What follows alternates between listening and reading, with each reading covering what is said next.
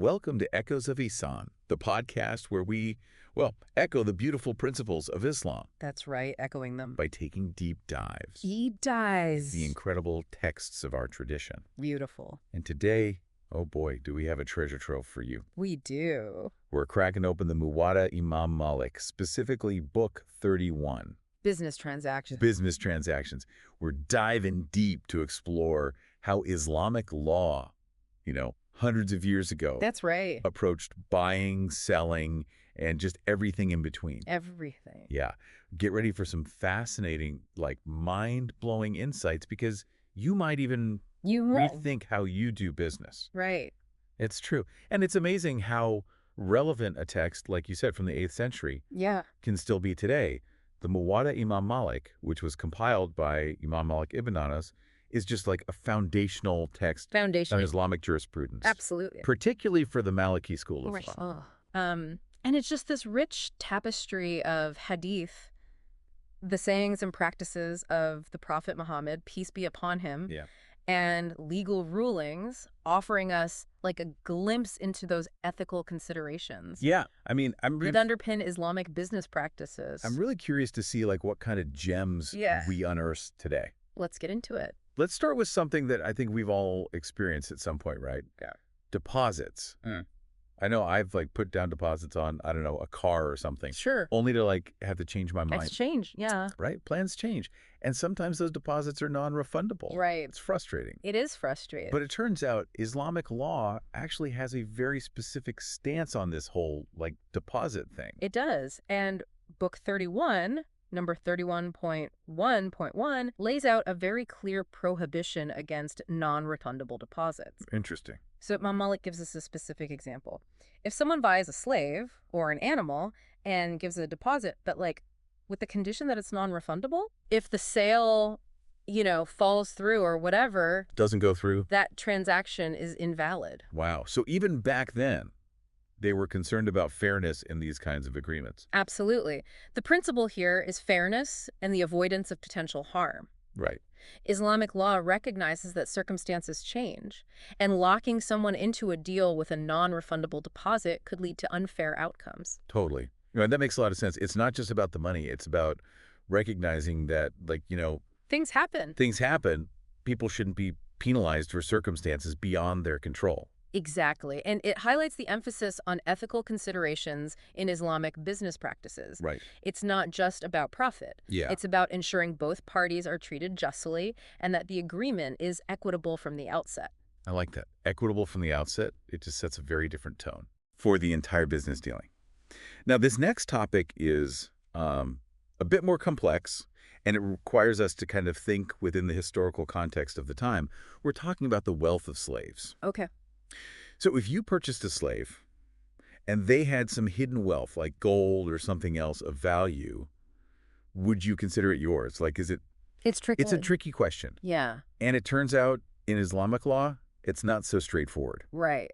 This is a complex issue, and the Muwatta provides some, really valuable insights into it. Book 31, number 31.2.2, details the viewpoints of prominent figures like Umar ibn al-Khattab Oh, wow. and Imam Malik himself. Okay. And generally, the wealth of a slave actually belongs to the original owner, Interesting. unless the buyer specifically includes it as part of the sale agreement. Oh, So, think of it like purchasing a company today. You're buying the assets and liabilities. okay. But there may be, additional intellectual property or hidden assets that aren't part of that initial deal. So it's about being very clear Very clear. about what's included Yes. in the transaction, whether it's a slave in the 8th century or a business in the 21st century. Right. And you're right to see those parallels. Yeah. Transparency is a core principle in Islamic business ethics. And here's another, fascinating detail. A master is not obligated to pay zakat, the Islamic alms tax, on a slave's property. Wow. So this highlights how Islamic law recognizes the slave's, individual ownership Right. of their wealth, even within the context of their enslaved status. Right. Of course, it's crucial to remember that Islamic teachings evolved over time. And today, slavery is universally condemned and considered a grave violation of human rights. 100%. And it is so important to acknowledge that historical context and view these rulings through the lens of evolving ethical understanding. 100%. Speaking of evolving understandings, let's shift to a concept that feels a bit more, I don't know, modern, maybe built-in liability agreements. Okay. So let's say, I don't know, you buy a used car. A week later, the transmission fails. Tough luck. Yeah. Yeah, in today's world, you'd think so. You would think. Not necessarily. We have lemon laws, we have warranties today. Right. But Islamic law had a similar concept like centuries ago. It did. And it's fascinating how Islamic law recognized the need for consumer protection centuries ago. Book 31, number 31.3.3, talks about these built-in liability agreements, particularly in the context of, again, buying slaves. Right. And it outlines these like specific timeframes and types of defects that are covered. Yeah. So for example, there's this 3-day liability agreement where the seller is responsible for any defects found within those 3 days. Interesting. And then there's like a 1-year agreement that covers more, significant issues like insanity or leprosy or even loss of limbs due to disease. So it's like a warranty, but instead of it being offered by a manufacturer, yes, it's woven into the fabric. It's built in Islamic law. That's a great way to put it. And this brings us to another, I think, intriguing topic, defects. What happens when there's a hidden defect in a transaction, again, involving a slave? Islamic law has some very specific rules about, like, fairness and recourse. It does. And this section of Book 31 really underscores the Islamic emphasis on honesty and transparency in all transactions. Right. There's this one compelling story, and it's found in number 31.4.4, and it involves Abdullah ibn Umar. Okay. Now, he was a prominent companion of the Prophet, and he sold a slave with a hidden disease. Uh-oh. And the buyer went to Uthman ibn Affan, who was the caliph at the time, to seek a ruling. Okay. And Abdullah ibn Umar refused to swear that he was unaware of the slave's illness. Wow. So the sale was revoked, and he had to return the purchase price. Wow. That's accountability. Right. And this case highlights how Islamic law seeks to protect the buyer from deceitful practices. It's fascinating how these principles from, centuries ago can still resonate with, modern business practices. It's like an early form of, consumer protection law. Exactly. And it's not just about legal rulings. It's about fostering a culture of ethical conduct. Sure. And another important aspect covered in this section is the concept of assessing a slave's value based on any pre-existing defects. Okay. So if a defect is discovered after the sale, Right. the buyer is entitled to a refund equivalent to the difference in value between a healthy slave and one with that particular defect. So Islamic law takes a nuanced approach, recognizing that not all defects are equal. Right. And the compensation should reflect the actual impact. Yeah. On the slave's, value. 100%. Again, we see this principle of fairness coming into play. Precisely. It's about achieving a fair and equitable outcome for both parties, even when dealing with a sensitive and, by today's standards, ethically challenging subject like slavery. Right. And speaking of the ethical considerations within Islamic law regarding slave ownership, the Muwatta also addresses the prohibition of intercourse with certain categories of slave girls. Okay, so this is definitely a delicate subject, right? And it's important to approach it with sensitivity and within its historical context. Absolutely. But it's also an opportunity to learn how Islamic law grappled with these, ethical dilemmas, even within a system that we now recognize as inherently unjust. 100%. 100%. And Book 31, specifically numbers 31.6.7 and 31.6.8, recounts the stories of Uthman ibn Affan and Abd ar-Rahman ibn Auf, both prominent companions of the Prophet, Right. and both refused to have relations with slave girls who were already married, demonstrating a respect for existing marital bonds even within the context of slavery. Wow. So these stories are powerful reminders that even within a system like slavery, which, again, we now recognize as inherently unjust, there are these attempts to uphold certain, ethical boundaries. Ethical boundaries. Exactly. Right. Yeah. It speaks to the complexity. The of navigating moral considerations within a society where slavery was, unfortunately, just a reality. 100%. And it's a glimpse into how even within a system we now consider morally reprehensible, there was this striving for ethical conduct. Yeah, that's powerful. Now, let's shift gears a bit and talk about something that, everyone can relate to. Yeah. Selling fruit. Fruit. Right. Think about like going to the store and picking out the perfect avocado or Yeah. mango. You wouldn't want to buy one that's like unripe. No. Definitely not. Well, this concern for quality and ripeness Right. was actually addressed in Islamic law Interesting. centuries ago. So what kind of regulations did they have like way back then? So one of the core principles is like this prohibition against selling unripe fruit. Okay. And it's rooted in the concept of gharar. Qarar. Yeah, it's an Arabic term that means uncertainty or risk. Okay.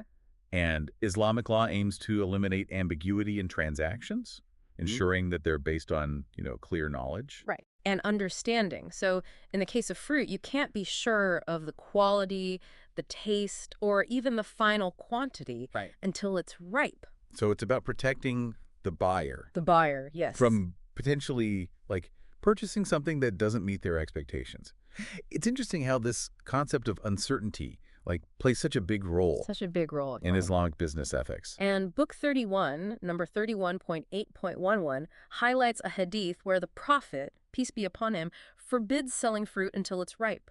I mean, he even uses this analogy, like pointing out that a law might prevent the fruit from maturing, so how can a seller take payment for something that might not even come to fruition? That's a great analogy. It's like selling a promise that you might not be able to keep. Right. And this aversion to uncertainty Uncertainty, yeah. or grar extends Wait. beyond just fruit, right? Absolutely. It's a fundamental principle that governs, many types of transactions in Islamic law. So, for example, selling the unborn offspring of an animal is prohibited because you don't know for certain whether the offspring will be born healthy, let alone its gender or potential value. Right. So this type of transaction is considered too speculative and uncertain. It makes sense. You're essentially gambling on the future, and that introduces an element of risk that Islamic law seeks to kind of minimize. Guys, yeah. So if uncertainty is frowned upon, Yes. then transparency must be highly valued. Transparency is paramount. Islamic law emphasizes that all parties involved in a transaction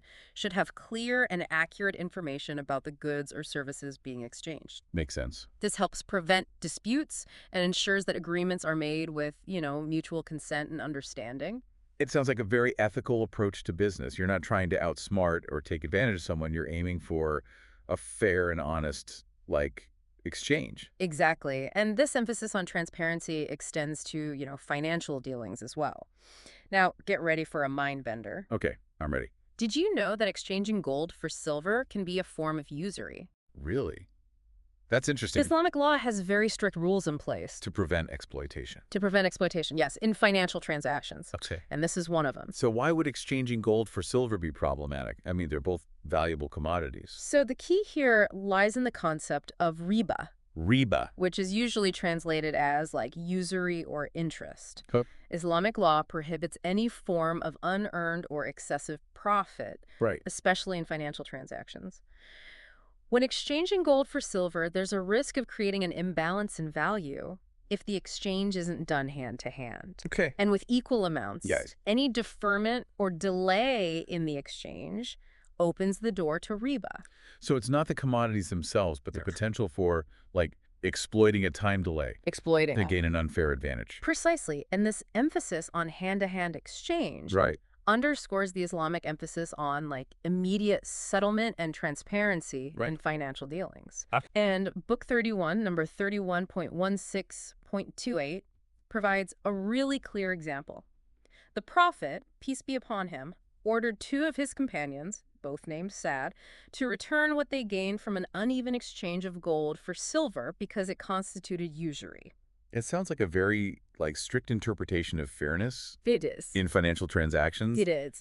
There's no room for loopholes or creative accounting. No room. It's very cut and dry. Very cut and dry. And, sections 16 and 17 of Book 31 go into, a lot of detail, Okay. covering various rulings and hadith concerning gold and silver transactions, including buying, selling, exchanging. Right. These rulings highlight the meticulous attention given to preventing any form of financial exploitation. It's fascinating how these principles from, again, centuries ago can still offer valuable insights into modern financial practices. Mhm. They remind us to be mindful of the potential for exploitation and to always strive for fairness and transparency in our dealings. Absolutely. And it's a testament to the holistic nature of Islamic teachings where ethical considerations are interwoven into all aspects of life, Right. including commerce. Makes sense. Now, speaking of commerce, Right. let's move on to something I think many listeners can relate to: buying and selling food.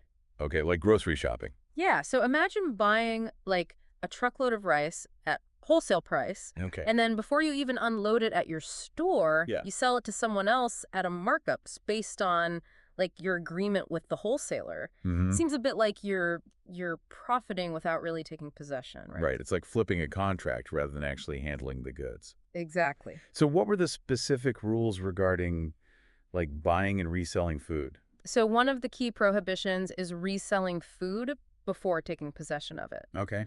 And this principle is actually illustrated in Book 31, number 31.19.42. Okay. Abdullah ibn Umar, a prominent companion of the Prophet, mentioned that during the Prophet's time, peace be upon him, people used to physically move their purchased food Oh. to a different location before reselling it. So it's like a symbolic act.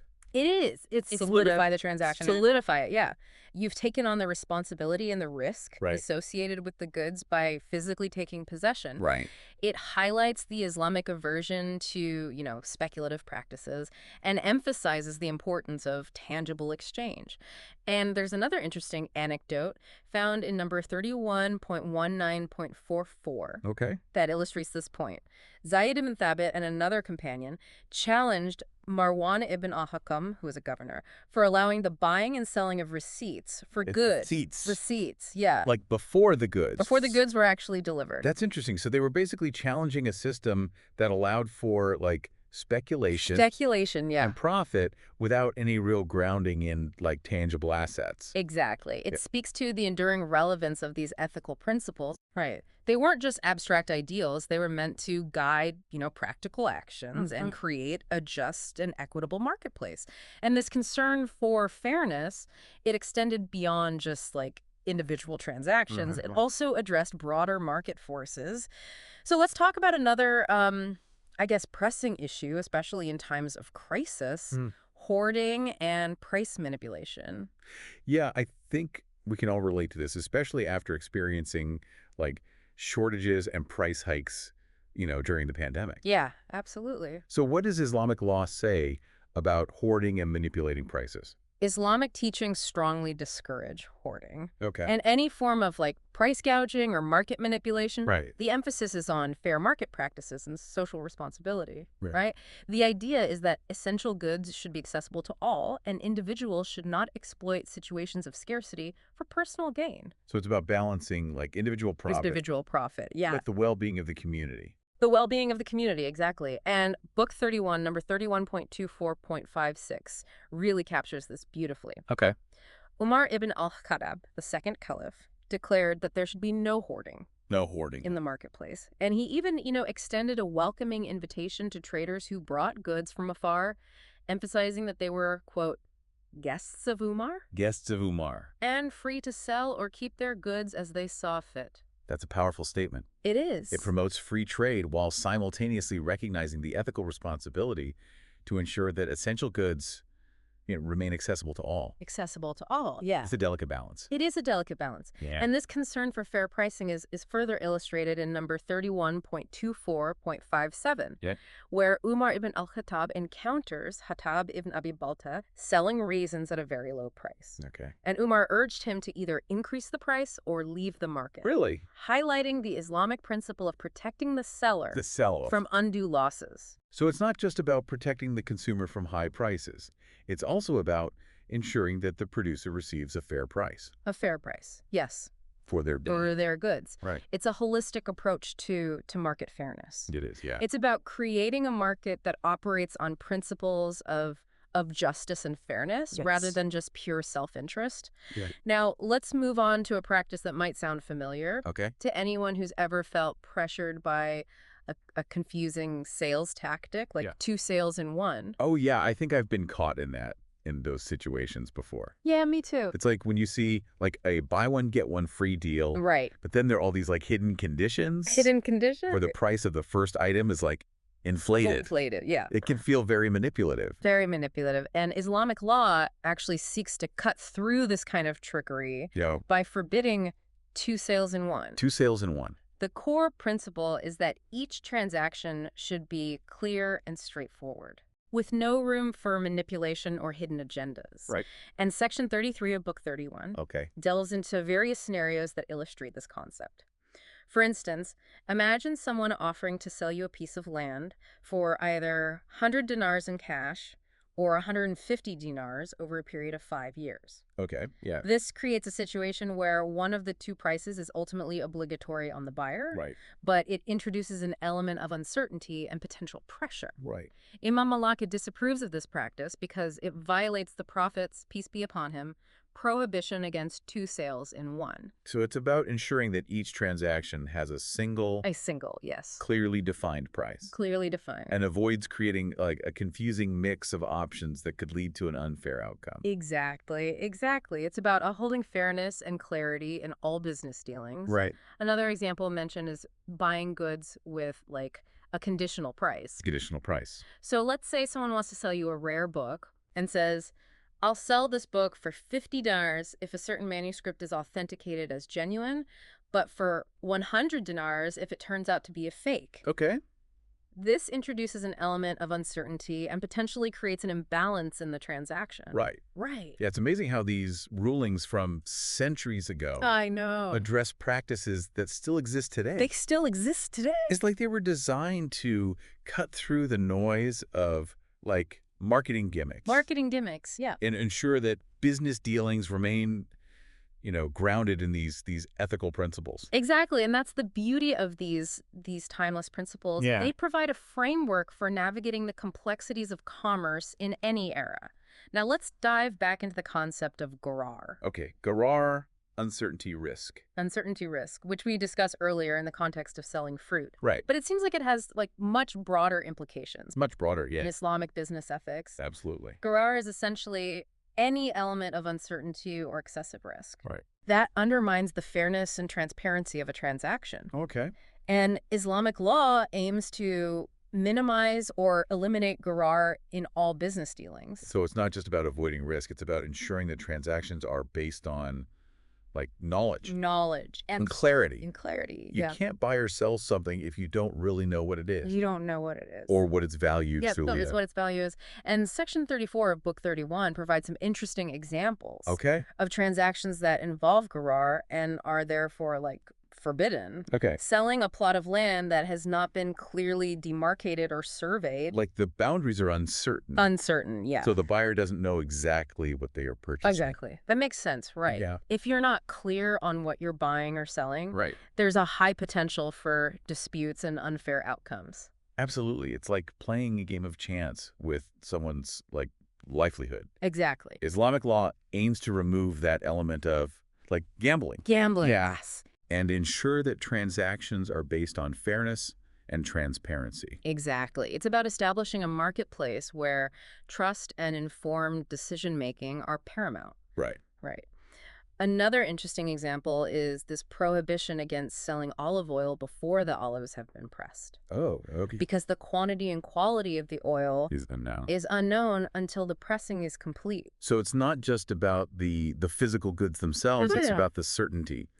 Of their existence and like their measurable attributes. Yes. You can't sell a promise or a potential outcome. Exactly. It's about grounding transactions in tangible reality. And avoiding those speculative practices.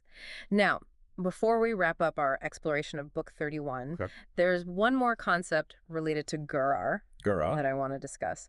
Imam Malik touches upon the practices of mulamasa and munabaza, which involve transactions where one or both parties don't fully inspect the goods being exchanged. So what does that look like? So imagine you're at a bustling marketplace. Okay, bustling marketplace. And you see a vendor selling bolts of fabric. All right, I'm there. You're interested in buying a bolt. Yeah. But the vendor won't let you unroll it to inspect the quality and condition of the fabric. This would be an example of mulamasa. Okay. The buyer is essentially entering into a transaction. Based on limited information. Based on limited or incomplete information. So it's like Buying a pig in a poke. Buying a pig at a poke. Yeah, you're taking a gamble on the quality Taking a gamble. or even the identity of what you're buying. Exactly, exactly. And then there's munabaza, Munabaza. which is like even more intriguing. Oh, okay. Imagine two people agreeing to exchange bags of grain Okay. simply by tossing their bags to each other. Just tossing them Just tossing them. without looking inside. Without even looking inside to check the quantity or the quality of the grain. Oh, wow. That's like a recipe for disaster. Right. It's like grain roulette. Green roulette. But the core principle here is the same.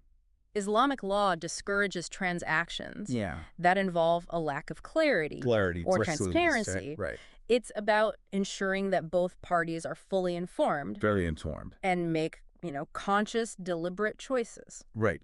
So it's like the Islamic emphasis on free will Free will, yeah. extends even into the marketplace. Extends into the market. You can't truly consent to a transaction if you're not fully aware of, what you're getting into. Precisely. It's about upholding that individual agency. Right. And ensuring that business dealings are conducted with honesty and mutual respect. And that really encapsulates the essence of Islamic business ethics, It really does. as reflected in the Muwatta Imam Malik. Exactly. It's not just about making a profit. It's not just about profit. It's about conducting business in a way that upholds fairness, transparency, and social responsibility. Social responsibility. Yeah, beautifully said. Wow, what a deep dive it's been. Yeah, it's been a journey. Going from deposits and warranties to the complexities of like Gharar and everything in between. It's been a lot. It's been a lot, Yeah. but it's fascinating to see how these principles from the Muwatta Imam Malik, while rooted in 8th century Medina, Right. still resonate with like, modern ethical concerns. Absolute law. The emphasis on like transparency, fairness, and certainty Yeah. seems to like transcend time and cultural context. 100%. It's truly remarkable how these principles offer a framework for creating a marketplace where both buyers and sellers can engage with confidence. Right. Because they know their rights are protected. Exactly. And that transactions are conducted with like integrity. Integrity. Right. It's about fostering that sense of trust and mutual respect in all business dealings. It's like Islamic law provides like a moral compass A moral compass. I for love. navigating the sometimes like murky waters of commerce. Yes. It's not just about following rules, it's Yeah. about cultivating like an ethical mindset That ethical mindset. that values honesty, fairness, social responsibility. Yeah, it really makes you think about how we approach business today It does. and whether we're truly living up to those ideals. So as we wrap up our deep dive, like what are some key takeaways that our listeners can like apply to their own lives? Like what's the so what of all of this? I think one of the most important takeaways is just recognizing the interconnectedness Yeah. between ethics and commerce. Ethics and commerce, yeah. Islamic teachings emphasize that, wealth creation shouldn't come at the expense of justice and compassion. Right. The pursuit of profit Yeah. should always be tempered by a commitment to fairness, transparency, and the well-being of the community. It's like the Islamic concept of Ihsan, Ihsan, yes. striving for excellence in all that we do, extends even into the marketplace. Right, absolutely. It's not enough to simply like, follow the rules, but we should aim to embody their spirit. Embody their spirit. Right. Yes. And conduct ourselves with like, Integrity. integrity, yeah. In all of our dealings. What a beautiful concept. And then what else? Like what's another takeaway? Another key takeaway is the importance of clarity and certainty Clarity and certainty, yeah. in all transactions. All transactions. Islamic law encourages us to avoid ambiguity Ambiguity, yeah. and just ensure that all parties involved are fully informed Fully informed. and understand the terms of an agreement. This helps prevent disputes Disputes, yeah. and fosters an environment of trust. It's like the Islamic emphasis on clear communication. clear communication. Right. And avoiding like, gossip and stuff also applies to the business world. 100%. Honesty and transparency are crucial for building those strong Strong, and right. ethical business relationships. Absolutely. And lastly, I think it's important to remember that Islamic teachings encourage us to view wealth as a means to an end. Okay. A means to an end. Not an end in itself. Not an end in itself, right? Wealth should be used to benefit ourselves, our families, and our communities. It's a tool for social good, not just personal gain. Yeah, it's like the Islamic emphasis on like charity. Charity. And helping those in need extends to how we acquire and use our wealth. 100%. It's a reminder that, like, we're stewards of our resources. Stewards, yes. And we have a responsibility to use them, wisely. Wisely and ethically. Wisely and ethically, absolutely. So as our listeners are, like, reflecting on this whole deep dive into the Muwatta Imam Malik, how can these principles inform their approach to, business or even just everyday transactions? Yeah. How can they embody, the values of fairness, transparency, and social responsibility in their dealings with others? That's a really great question to ponder. It is. And we'd actually love to hear your thoughts and reflections We would. on this deep dive. Yeah, have you had experiences that resonate with, like, the principles that we've been discussing? Yeah, maybe you have insights into how these teachings can be applied in today's world. Feel free to share your thoughts with us on our website. Our website, yeah. Or a social media channel. Absolutely. Well, thank you so much for joining us on this exploration of Islamic business ethics. Yeah, it's been a fascinating journey. Through a timeless text. A timeless text. Until next time, may your pursuit of knowledge and excellence continue to guide your path.